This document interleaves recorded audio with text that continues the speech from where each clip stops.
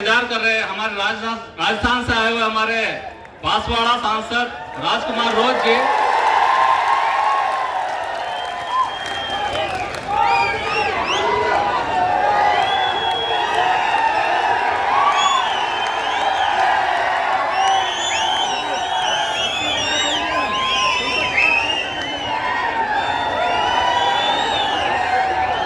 आपकी जय, शांति बना रखें।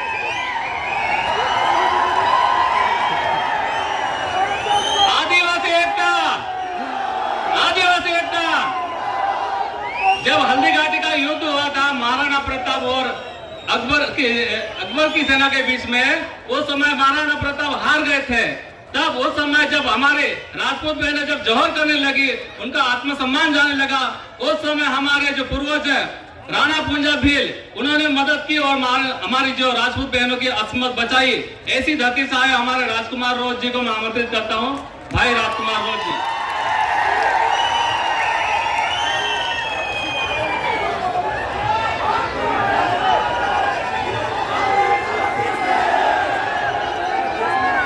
सभी को जय जोहार। थकान तो नहीं हुई है? पक्का कोई नहीं थका है? बीच में से आवाज आ रही थी कि राजकुमार जी तुम संघर्ष करो, हम तुम्हारे साथ हैं। मैं मेरी बात शुरू करूं। मैं जिस दिन से पैदा हुआ हूं और समझदार हुआ, उस दिन से खुद के लिए, परिवार के लिए और कॉलेज राजनीतिक में आने के बाद समाज के लिए संघर्ष करता आ रहा हूं।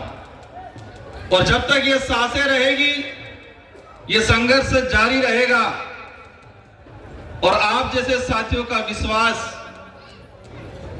आप जैसे साथियों का जो हमारे प्रति आशा उम्मीद है, ये उम्मीद है और आशा विश्वास मुझे और मेरे जैसे साथियों को और ताकतवर बनाने का काम करती है। मैं इस कार्यक्रम को सफल बनाने के लिए कई दिनों से इस पंडाल को, इस जगह को व्यवस्थित बनाने वाले और इस पंडाल में बैठने की व्यवस्था करने वाले वॉलंटियर साथी, गाड़ियों की पार्किंग की व्यवस्था करने वाले वॉलंटियर साथी, इस आयोजन को दिल से सच्ची नीति के साथ सफल बनाने वाले सभी साथियों को धन्यवाद देना चाहूंगा। 33वें आदिवासी सांस्कृतिक महासम्मेलन, इस सम्मेलन में पूरे देश के आदिवासी समुदाय इस हमारे पंडाल में विराजमान है। और सुबह से लगा के अनेक सोपानों के अंदर कार्यक्रम सफल हुए। 1-1:30 बजे हम पहुंचे और तब से अनेक वक्ताओं को सुना। आपने भी सुना, मैंने भी सुना। सबने अच्छी अच्छी बातें की। अधिकतर बातों पे तालियां बजी, अधिकतर बातों पे जयकारे लगे। एक बात कॉमन निकल के आई कि हमें संघर्ष करना है। सभी वक्ताओं की तरफ से जो बात आई, उसमें एक कॉमन निकल के आई कि हमें संघर्ष करना है। और यह संघर्ष किस लिए करना है? अपने समाज के हक अधिकारों के लिए करना है, जल जंगल जमीन बचाने के लिए करना है। और फिर बात आई कि संघर्ष कैसे करेंगे? तो एकजुट होंगे तो संघर्ष होगा, ये बात आई। फिर नारे लगे, एक तीर एक कमान, आदिवासी एक समान। हम जिस मंच से, जिस जगह से हम बोलते हैं, हम जहां खड़े हैं, हम जहां बैठे हैं, अगर इस शब्द की यही पालना नहीं होती है तो संगठित नहीं हो सकते। और संगठित नहीं हो सकते तो हम संघर्ष नहीं कर सकते हमारे हक अधिकारों के लिए। साथियों, इस देश के अंदर 2011 की जनगणना के हिसाब से 140 करोड़ के आसपास पॉपुलेशन है। और इसमें आदिवासियों की बात आती है 10 करोड़ 43 लाख आदिवासी समुदाय जो रिकॉर्डली है,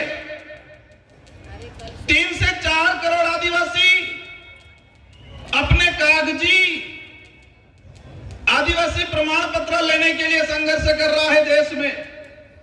आज 2026 है और 2026 के हिसाब से अगर बात करें तो भारत देश के अंदर रिकॉर्डली जो आदिवासी है 13 करोड़ के आसपास है और 5 करोड़ के आसपास संघर्ष कर रहा है। नॉर्थ ईस्ट का देख लो, साउथ का देख लो, हमारे गुजरात का देख लो, महाराष्ट्र का देख लो। वो जो 13 करोड़ आदिवासी है, इनमें से अधिकतर संघर्ष कर रहे हैं। मेरे राजनीतिक जीवन में मुझे 2 बार विधायक बनने का अवसर मिला मेरे विधानसभा क्षेत्र की जनता की ओर से, और आप जैसे साथियों की बदौलत मेरे संसदीय क्षेत्र बांसवाड़ा डूंगरपुर की जनता की वजह से मुझे सांसद बन के अवसर मिला।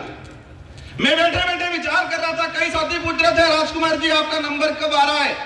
मैं मन ही मन हंस रहा था कि देश की संसद में रात की 1:30 बजे तक बैठता हूं तो हमारे आदिवासी भाइयों की आवाज उठाने के लिए, तो यहां पर मुझे 5 बजे तक बैठने में कोई दिक्कत नहीं है। जिस देश की संसद में भूखे प्यासे रात की 1:30 बजे तक बैठा हूं आदिवासियों की आवाज बनने के लिए, तो मुझे यहां पर रात की 6 बजे 7 बजे 8 बजे तक बैठने में कोई दिक्कत नहीं है। मन ही मन हंस रहा था। साथियों, संघर्ष करना है तो संघर्ष करना है तो पेशेंस रखना है हम सबको। मैं बात कर रहा था 13 करोड़ के आसपास आदिवासी है इस देश के अंदर रिकॉर्डली। पूर्व में पैसा कानून को लेके, 5वीं अनुसूची को लेके, फॉरेस्ट राइट एक्टों को लेके बात हुई, तो 13 करोड़ में से अधिकतर आदिवासी समुदाय संघर्ष कर रहा है। कोई आरक्षण के लिए कर रहा है, कोई अपना घर बचाने के लिए कर रहा है, कोई अपनी पहचान को जिंदा रखने के लिए कर रहा है, कोई जल जंगल जमीन के लिए कर रहा है। फॉरेस्ट राइट एक्ट की पूर्व वक्ताओं ने बात की, भारत देश के अंदर 25 लाख वन अधिकार अधिनियम के दावे प्रक्रियाधीन पेंडिंग पड़े हुए हैं। 25 लाख। एक परिवार में 5 सदस्य भी अगर मान लेते हैं तो 1,25,30 लाख के आसपास जनसंख्या हुई। मतलब यह हुआ पहला संघर्ष कि वन विभाग के अंदर रहने वाला भारत देश का आदिवासी 1,30 लाख के आसपास, जो सरकारी रिकॉर्ड है, मेरा रिकॉर्ड नहीं है, जो फॉरेस्ट राइट एक्ट के तहत दावे प्रक्रियाधीन चल रहे हैं, 1,30 लाख आदिवासी वन विभाग में बैठा हुआ संघर्ष कर रहा है और कागज में नहीं आया है, रिकॉर्ड में वो 1 करोड़ और होगा। देश के अंदर वन विभाग के बाद चारागाह बिलाना जमीन की बात आती है, और चारागाह बिलाना जमीन की बात आती है। मैंने जो पार्लियामेंटली जो रिकॉर्ड निकाला है उससे मुझे जानकारी मिली है कि 2.5 से 3 करोड़ आदिवासी चारागाह बिलाना जमीन पे बैठा हुआ है और आज संघर्ष कर रहा है कागजी अधिकार लेने के लिए। साथियों, एक बात की बात समझना पड़ेगा, हम अधिकार की बात कर रहे हैं। इस जमीन पे हमारा पुरखाई अधिकार है, हम कहते हैं इस देश के मूल मालिक हैं, लेकिन कागजी अधिकार के लिए संघर्ष कर रहे हैं। कौन सा अधिकार चाहिए? कागजी अधिकार। उस जमीन पे आजादी से पहले हमारे बाप दादा बैठे हैं, उन्होंने कुआं खोदा है, मकान बनाया है, लेकिन उसके पास कागज नहीं है। अब ये समझना पड़ेगा कागज कब जाएगा उस परिवार में, उस समाज में। जब एजुकेशन जाएगा, स्कूल जाएगी, पढ़ा लिखा होगा तो कागज जाएगा। जिस समाज में एजुकेशन ही नहीं गया, आज पहली पीढ़ी एजुकेशन प्राप्त कर रही है और उनसे कहा जाता है कि अधिकार हो तो कागज दो। ये कागजी अधिकार। हम प्रयास करेंगे। देश के अंदर अनेक शोध संस्थाएं हैं, इसरो है, बड़े बड़े सैटेलाइट लगे हुए हैं, तो उन सैटेलाइटों से पता क्यों नहीं लग रहा है कि आदिवासी